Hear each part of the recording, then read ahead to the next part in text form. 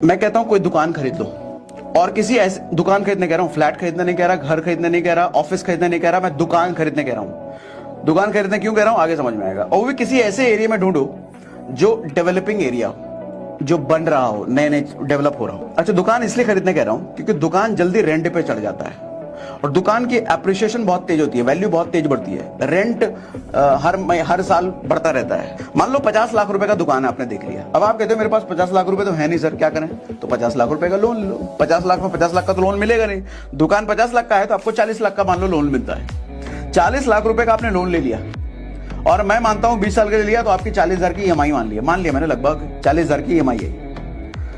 अच्छा, 40,000 की अगर ईएमआई आ रही है, अगर आपने डेवलपिंग एरिया में लिया है तो सर उस एरिया का रेंटल, दुकान का रेंट भी आपको लगभग 40,000 के आसपास मिल जाएगा।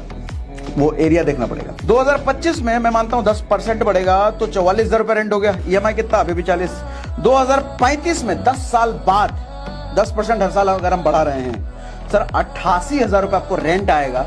ईएमआई अभी भी 40,000 रुपए रहेगा। तो मैं कहता हूं कि 2036-37 तक, यानी कि अभी से 12 साल बाद आपका लोन पूरी तरीके से चुकता हो चुका है। बैंक को आप उठा करके मुंह पे मार चुके हो। आपका दुकान बिल्कुल फ्री हो चुका है और अभी से 12 साल बाद वो दुकान जो आज 30,000 रुपए महीना दे रहा है, सर आपको 12 साल बाद कम से कम 1 लाख रुपए महीना वो दे रहा होगा।